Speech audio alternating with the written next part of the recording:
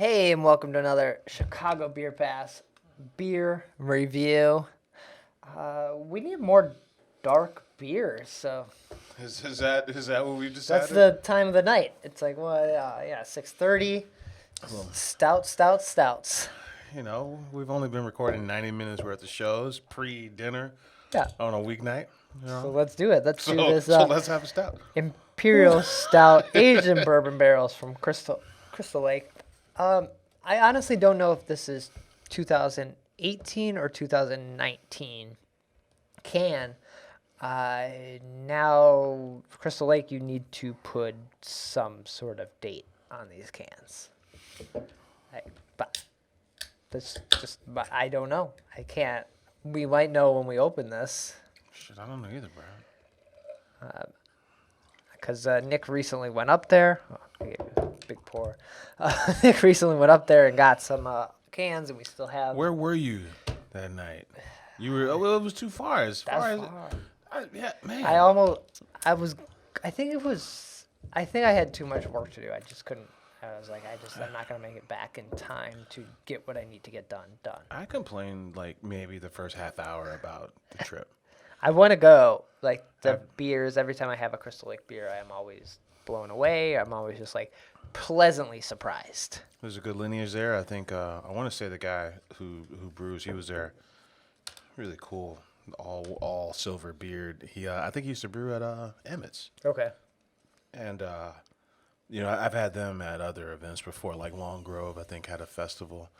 And I always just kind of refer to them as the Beguile of the North, just kind of everything well-balanced and delicious and, just kind of sticking to classic styles, but then, like, some really nice execution on those classic styles,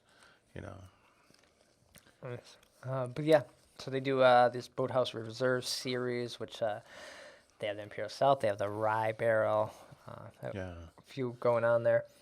What's really good that night was Brett Saison and wine barrels. Nice. Yeah, this is one that they took a medal for that. Cool. From a can. I think when the judges did their thing, it was from a can pour. Okay. You get that kind of little bit of bourbon. I'm thinking this is the 2018. It has Just because of like the heavy dark fruit and chocolate notes in it. Yeah, it has a little bit of a little hint of like celery notes, but that could just be like thinking that it is and maybe putting it in my brain there.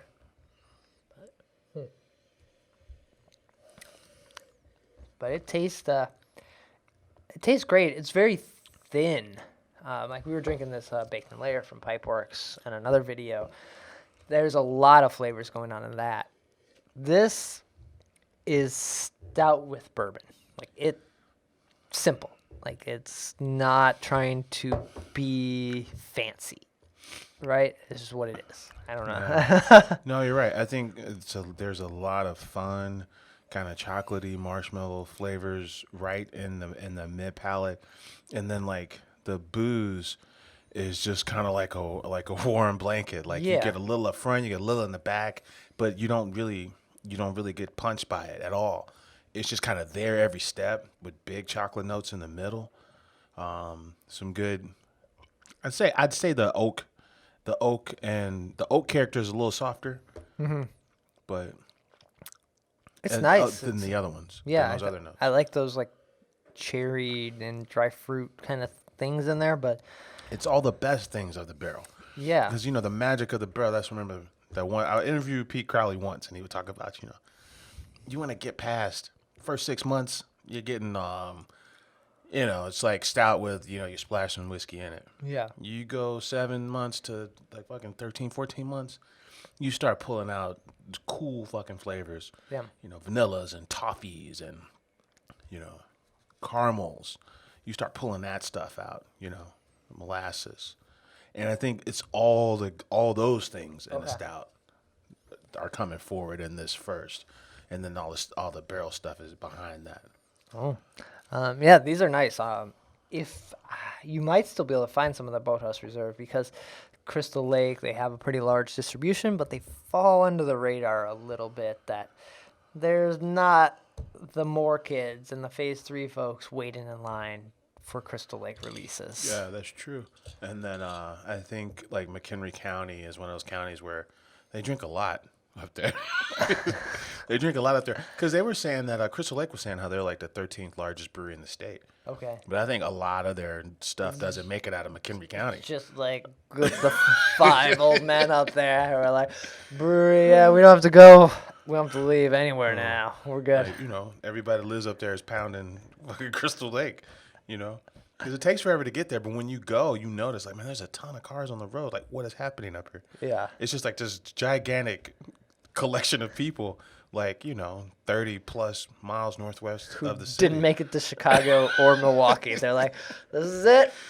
We're going to set ground here, right? We're done. Unpack your shit. We're here. We're right here. We're staying here. But Yeah, man. They couldn't be nicer people, man. They're super cool folks. Their space is nice. It's right in downtown Crystal Lake, and it's good. And once you go out there, you obviously would hop, 3 or 4 breweries out that way. But once you get out there, I would say it's worth the hang. okay. Yeah. Nice. Cool. Well, definitely pick up cans of this. Pick up any cans of Crystal Lake you see, or if you haven't tried them yet, give them a try because they're worth it. Take care. Cheers.